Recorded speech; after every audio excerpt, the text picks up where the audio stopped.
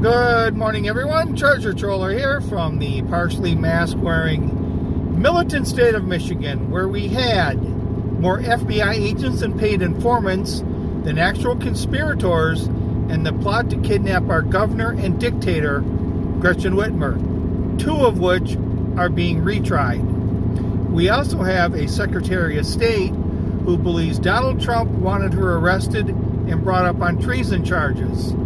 This she heard from a friend, who heard from a friend, who heard from another, who heard from an unnamed reliable source.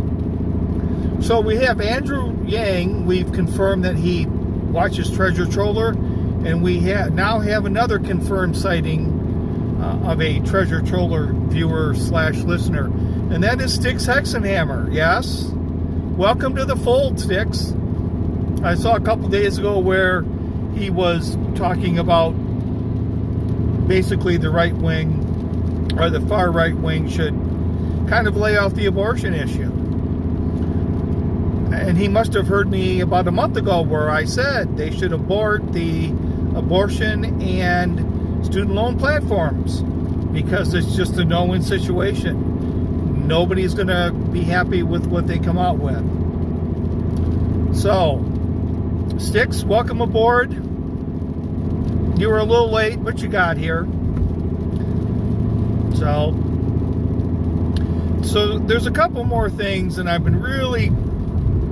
I'll talk about first about the person that I had been trying to figure out how they would fit in, and then they threw kind of another whammy at me. And the person I was talking about was Tulsi Gabbard. She's... to me, she would have been an easy Democratic candidate to run against Trump. I find her to be extremely level-headed, very intelligent, very diplomatic. She is someone who, as a Democrat, I'd at least listen to. But she's been appearing on Fox quite a bit, so she's, I guess, in some way, shape, or form, a bit more on the conservative side of things. Doesn't like the way these 1-6 hearings are going, and this and that. So I was really trying to figure out how Tulsi Gabbard would fit in. You got to remember, the Democratic Party really doesn't like Tulsi Gabbard. She left to work with far-left Bernie. So we got to take that into consideration as well. But the thing that they threw in at me was they were talking about how now we have the Biden-Harris administration. You know, funny how you don't hear that anymore? How at the very beginning it was the Biden-Harris administration? You don't hear about the Biden-Harris administration anymore. Now that's a little tidbit that I hadn't even really thought of. So once again, we've hit on something rather curiously missing from the White House, the Biden-Harris administration.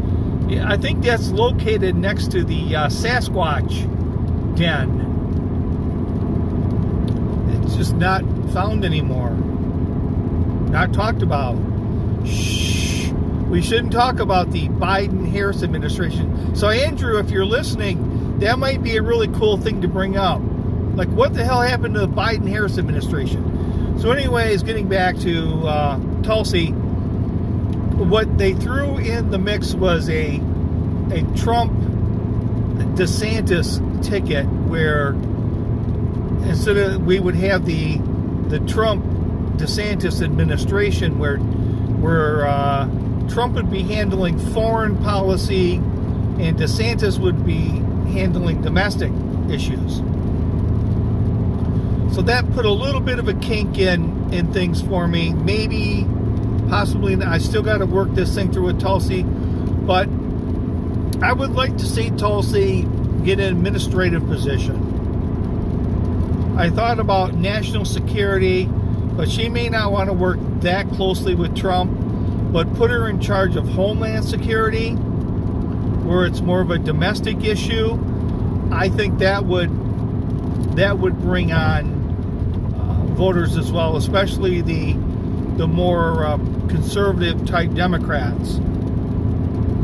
And it shows that he's willing to work on both sides. I mean, Biden hasn't had anything, this Inflation Reduction fantasy policy was all Democrats, signed through by Kamala Harris from the Biden-Harris administration. So that's the first thing. The next thing is I do a little morning spitballing with,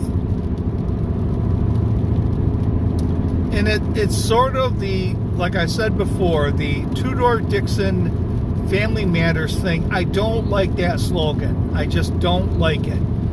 But I think there is something underlying that should be put forefront, and even in the national election, especially with people that are not voting or haven't voted, and that's sort of, enough's enough. Enough of the critical race theory in classrooms, enough of the not knowing what a woman is, enough of all the social issues. I think if you want more of it, vote for the Democrat. If you want your son to be wearing a dress in school 5 days a week, vote Democrat. I'm thinking along the lines of sort of, haven't you had enough? And staying away from focusing more on those social policies, then I just don't think you're going to get anywhere a lot of times with, like, the economic things. People just won't understand it. It's just going to be like a lot of cigar-filled coffee house or cigar room talk amongst the elite, the educated, the learned of our society. And then you're going to hear it transcribed and dumbed down to you through people like Mika Brzezinski and lukewarm Joe and Brian Stelter. And even on Fox, they're going to try to run it through the decipher to put it in common folk language. But I think common folk are more about, if you want to talk about gasoline prices, fine. But I think it's the social issues about getting your kids back to school. And they don't have to worry about critical race theory. They don't have to worry about anything other than reading, writing, and arithmetic. So I'm looking more for that as something to run on than what we've seen in the past. So that's all for today. But that Biden-Harris administration thing really threw a whammy at me. I hadn't thought about that until it came out of my mouth. So if you're out there on other sites and you're listening people, and you can in live chats or something with some of these screwballs, ask them, hey, what happened to the Biden-Harris administration? Why isn't it the Biden-Harris administration anymore? I really want to know. I want to know. So this is Treasure Troller saying aloha and good day.